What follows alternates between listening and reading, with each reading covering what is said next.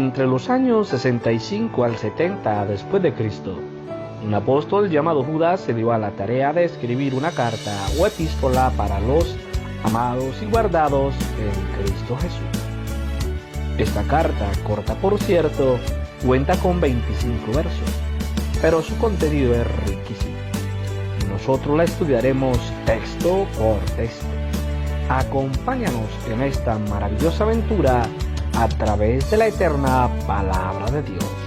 Esto es texto por texto, estudio la epístola del apóstol Judas. Por favor, considera apoyarnos con tus oraciones y compartiendo este contenido a otros, ayudándonos a ser de bendición. Esto es texto por texto, estudio la epístola del apóstol Judas. Bendiciones, esto es texto por texto, estudio la epístola del apóstol Judas. Bueno, ya hemos caminado 21 textos de esta maravillosa epístola y ya llegamos al texto número 22 en esta entrega. Y como lo dijimos desde el verso 17, el apóstol ha estado amonestando y dándonos unas prácticas con las cuales podemos hacer frente a un sinnúmero de prácticas de unos señores a los cuales él llama los sensuales que no tienen al Espíritu. Si lo ha notado, estas prácticas de las que habla el apóstol Judas tienen como único propósito unir el pueblo de Dios. Estas son las cosas a las cuales el apóstol nos invita: a conservarnos en el amor del Señor, a orar en el Espíritu, a edificarnos en la fe y a tener memoria de las palabras dichas por Jesús, los apóstoles y los profetas, diría yo, y a esperar en la misericordia de Jesús. Todo eso lo hemos encontrado a partir del verso 17 de esta maravillosa epístola.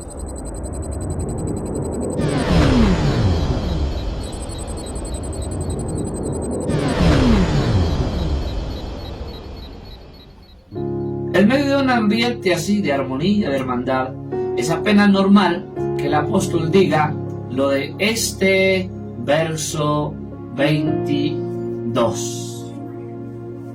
Y dice así, es un texto corto: a algunos que dudan, convéncelos.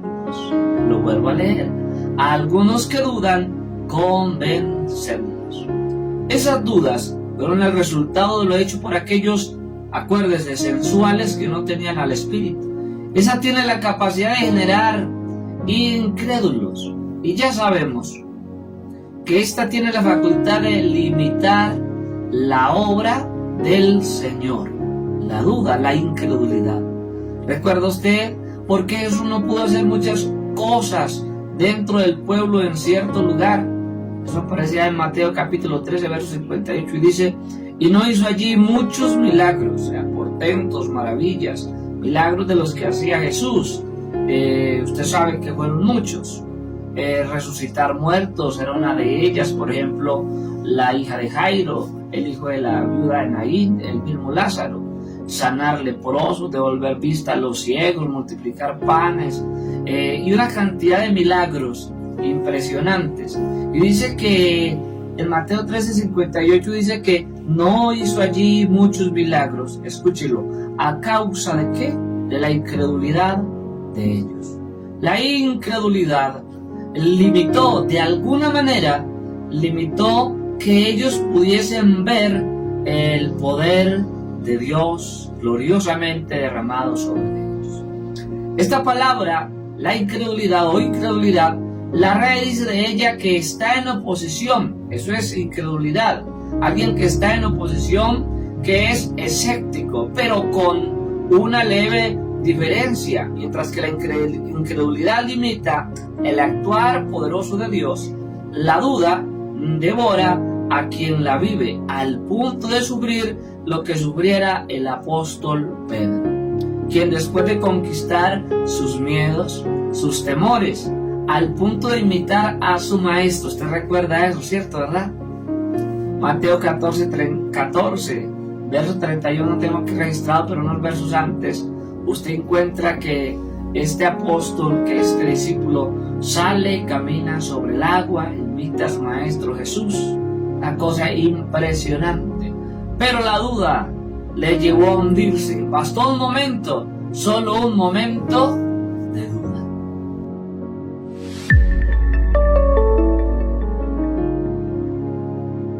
La Biblia de las Américas lo dice de la siguiente manera. Mateo capítulo 14, verso 31. Y al instante Jesús, extendiendo la mano, lo sostuvo y le dijo: hombre de poca fe, y escúchelo, ¿por qué dudaste?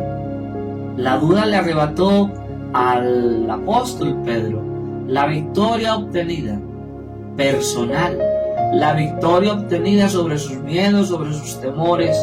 Le llevó a caminar por encima de las aguas, le llevó a imitar a su maestro Jesús. Bueno, la duda le quitó todo eso a Pedro y lo hizo hundir nuevamente. Este es el problema con la duda.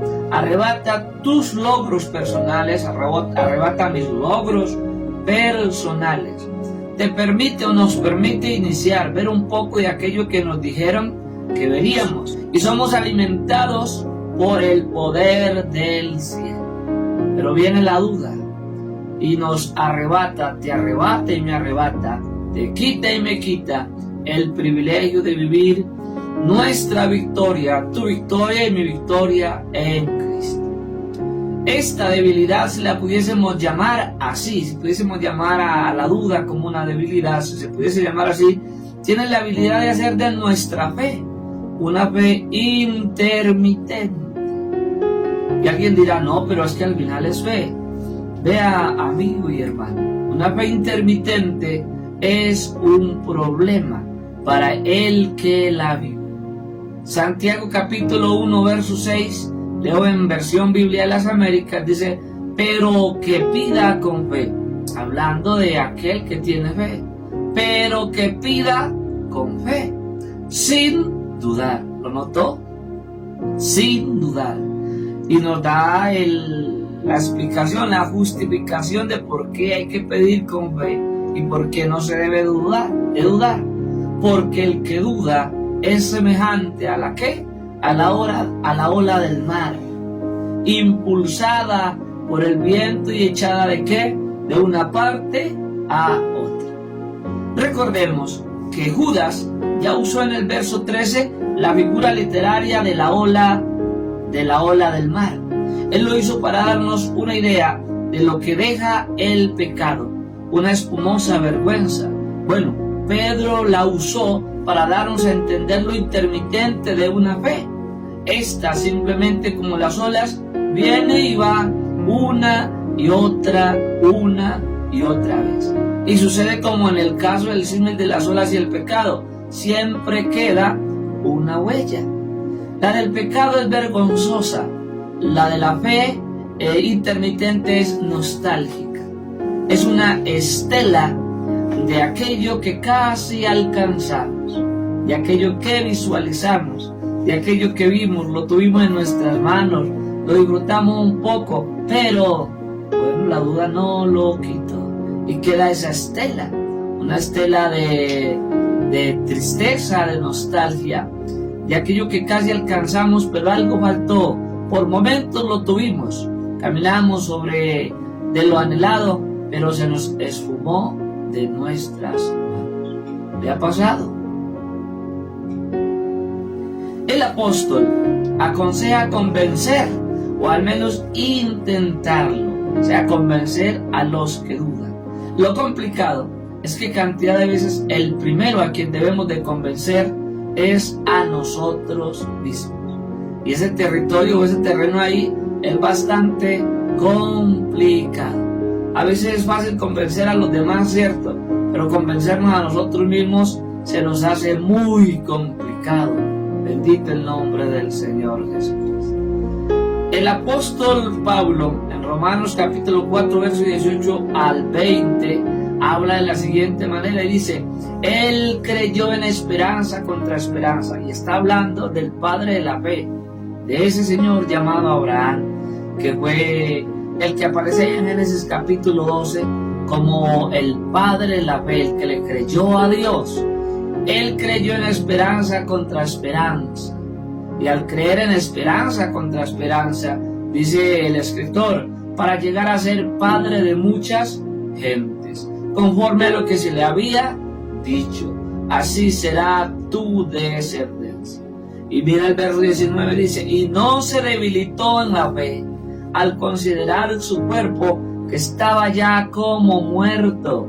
Y entre paréntesis el apóstol dice, siendo de casi 100 años, o la esterilidad de la matriz de Sara. La verdad, Abraham se convenció a sí mismo, incluso no sé cómo, sacó la duda de su mente. Por algo se llama el padre de la fe, ¿cierto? Uno de los 99 años, en una carpa que ha armado por espacio de 25 años, desde el día que le habló Dios y le dijo, sal de tu tierra y de tu parentela. Y está ahí en esa carpa, creyendo lo que Dios le dijo. Aunque su cuerpo ya no respondía, aunque el de Sara tampoco respondía, aunque estaba cercana a la muerte, pero Abraham seguía creyendo en lo que Dios le dijo y sacó de su mente la duda. Verso 20, tampoco dudó. Eso dice Pablo, tampoco dudó, y escúchelo, por incredulidad de la promesa de Dios, sino que se fortaleció en fe, dando gloria a Dios. O sea, lo que Dios le dijo, él creyó que Dios, el que le había dicho, lo iba a cumplir. No sabía cómo, pero él creía a ciencia cierta que lo iba a cumplir. Tan fortalecido estaba Abraham, que cuando del cielo pidieron a ese pequeño, escúchenlo, eso fue a la edad de 100 años que él creyó en esperanza contra esperanza. Después el chico tenía unos 12, 14 años, y ese que le habló en Génesis 12, le dice que le sacrifique a ese hijo, que le dé muerte a ese hijo sobre un altar. ¿Ah? Y estaba tan fortalecido este señor, que cuando del cielo le pidieron a ese pequeño, él lo único que hizo fue dar lo que del cielo se le estaba pidiendo. ¿Y qué fue lo que lo impulsó a aceptar una locura como la que se le propuso? Porque eso es una locura, hermano, amigo, eso es una locura. En ese tiempo, en este tiempo y en cualesquiera tiempo. Hebreos 11:19 dice, pensando, escuchen, él estaba fuerte era acá, en su mente, pensando que Dios es poderoso para levantar aún de entre los muertos. ¿Lo escuchó? O sea, Abraham en algún momento pensó que su hijo iba a morir, que él le iba a quitar la vida, lo iba a ofrecer como una ofrenda, como un holocausto al Dios que él lo pidió.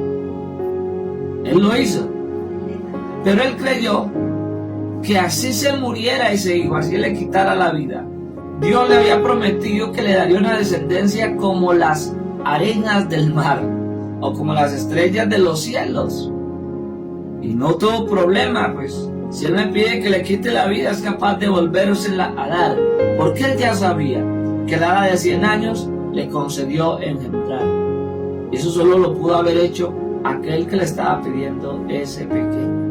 El texto continúa diciendo, de en donde en sentido figurado también lo volvió a recibir.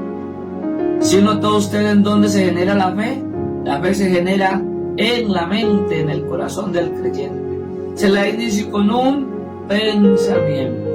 Alguna vez oí una frase que me gustó y decía, pon una idea en una mente, una simple palabra, y espera que se convierta en un pensamiento, y te garantizo que puedes hacer caer un rey. ¿Y qué acaso no fue lo que hizo un ser llamado Satanás? Puso una idea dentro de una mente. Fueron solo 2 palabras. Usted las ha leído y las ha escuchado. Las 2 palabras fueron, no moriréis. Y bastó ello para crear una idea. un pensamiento que moldeó el comportamiento de aquella en quien fue puesto dicho pensamiento, idea que se convirtió en actos que le llevaron a la desobediencia, y ésta le quitó todo aquello que se les dio y pasaron a ser esclavos después de haberles dado el ser reyes y todo lo que se les dio como su reino. Dos palabras, una idea, bastaron para minar o llenar su mente de duda. Ahora sí entiende por qué el apóstol Judas aconseja a los que dudan que lo mejor es convencerlos.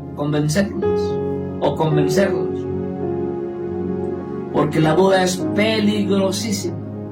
Y es justo aquí en donde nos encontramos con una paradoja de más de 6.000 años de antigüedad. Desde que el enemigo número uno de nuestras almas supo lo que nos fue dado, ha estado convenciéndonos de dudar.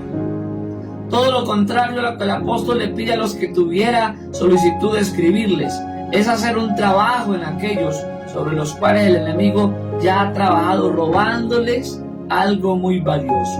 Como dijera el apóstol, su preciosísima fe o capacidad de creer. Y ya sabemos que esa duda arrebata todo aquello que una persona puede alcanzar, alcanzando a convertirse en incredulidad, y esta incredulidad tiene la habilidad de privar al colectivo de aquellas grandes cosas que Jesús puede hacer. En la actualidad vivimos en medio de un mundo casi en su totalidad escéptico, incrédulo y ateo. Un ateísmo creciente, con un agravante, su extraño odio o repudio a las verdades eternas. Es una inversión de valores tan extraña que creen más fácil en el mismo diablo que en aquel que es Dios. La sociedad actual no quiere saber nada de aquello que del cielo se hizo por nosotros. Ellos simplemente quieren ignorar a voluntad las palabras que desde el cielo nos han sido habladas. El problema acá es que mientras sean más los que dudan, serán menos los que se acercan a Dios. Hay una tendencia actual a nivel mundial de gente que cada día más y más se declaran ateos, agnósticos y una cantidad de cosas completamente diferentes y contrarias al mensaje de la vida. Es como una escalada de las mismas sombras, de las mismas tinieblas. ¿Sabe por qué? Hebreos 11:6 dice: pero sin fe es imposible agradar a Dios. ¿Sabe por qué es imposible agradar a Dios sin fe? Porque es necesario que el que se acerca a Dios crea que le ama. Mientras haya más personas que no crean en Dios, bueno, no se van a acercar a Dios, porque no creen en Dios, no se van a acercar a Él. Al no creer en Dios, no creen en su sacrificio, no creen en su muerte, no creen en su resurrección, no creen en sus palabras, no creen en su misericordia, no creen en el Evangelio, no creen en nada de lo de Dios y no se acercan a Dios. Y no van a recibir nada de Dios porque no creen que le hay. Usted se acerca a Dios si cree que Él es real. Si no lo cree, bueno, usted simplemente no se acerca. Y lo que está sucediendo en el continente europeo, que cantidades, millones de personas, de naciones enteras por completo, se declaran ateas. Y lo primero que sacan es a Dios de sus entornos. No necesitan más a Dios. Eso es lo que ellos dicen. Es muy difícil que alguien ponga su confianza en aquello que no cree, ¿cierto? Por ello el apóstol Judas lo puso en su carta, en un solo texto, el texto 22. A algunos que dudan, convéncelos. Bueno, esto es el verso 22 y estamos a escasos 3 textos de terminar nuestro viaje a través de la epístola del apóstol Judas. A mí me ha encantado este viaje. Y este verso 22, a algunos que dudan, convéncelos. Nos esperamos en el verso 23, que está espectacular. Esto se pone cada día mejor y estaríamos así a solo 3 textos de terminar nuestro Señor. Esto es Texto por Texto, estudio la epístola del apóstol Judas. Bendiciones y hasta una próxima emisión. Texto por Texto, estudio la epístola del apóstol Judas. Una presentación de El Predicador. Suscribe,